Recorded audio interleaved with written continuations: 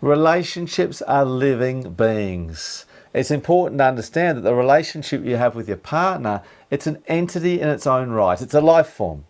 The two of you birthed it, you created it together, and you're always shaping it. When there are two people together in a relationship, there are always three beings. There's you and your partner, 1 and 2, and then there's the relationship, number 3. It's not who you are, and it's not who your partner is either. It's a separate being. And whilst you bring to the relationship your individual self, you bring your personality traits, you bring your lived experience and your baggage with you, and so does your partner, it's how this knits together and plays out that creates the relationship. Your relationship's created by all the patterns and the dynamics. It's the way you both behave when you're around each other. It's what you save for each other. It's the way the two of you dance together. And that's created by both of you, not just one. Why is this important to know and understand? Because without this, relationship problems are very difficult to resolve. We're looking in the wrong place.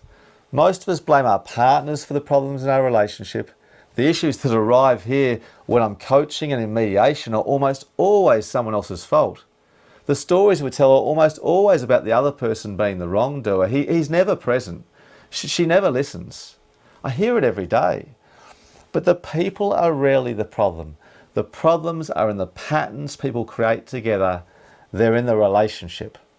I've met many relationships over the years where there's terrible communication, and yet both people actually communicate really well at work or with their friends or in other settings. So as crazy as it sounds, we might all be better off giving our relationship a name. And then it wouldn't always be your partner that's the problem. You could actually name your relationship as the problem. And of course then, that involves both of you. Before we go on, if you want to know more about relationship patterns, how to interrupt unhealthy patterns and create new healthy ones, then please download the free guide on increasing your argument IQ. I explore this issue in greater depth there, and then I go on to specifically address the dysfunctional and unhealthy communication pattern of arguing. When we blame others, we fail to accept that we own half the relationship. And we then disempower ourselves from being able to create change. You and your partner both own 50% of the relationship. It can never be more or less. Your partner will use their 50% to behave in a certain way, and you'll use your 50% to behave in response.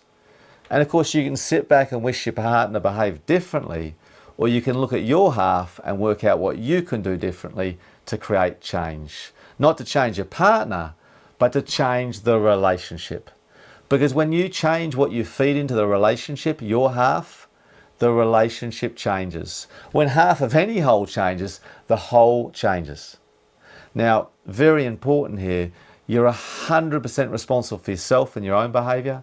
You're 100% responsible for your half of the relationship. You are 0% responsible for your partner's behaviour. And if you're living in an abusive relationship, or if you're unsure if you're living in an abusive relationship, please seek professional help. So you want to create change in your relationship? Don't then go about trying to change your partner. Focus on the relationship, the third being, which means point the finger this way, work out what you can do differently and change your half. So thanks for watching again this week. Like and subscribe to help the channel. Get your friends and family on board. Let's all level up. Have a stunning week and be kind to yourself out there.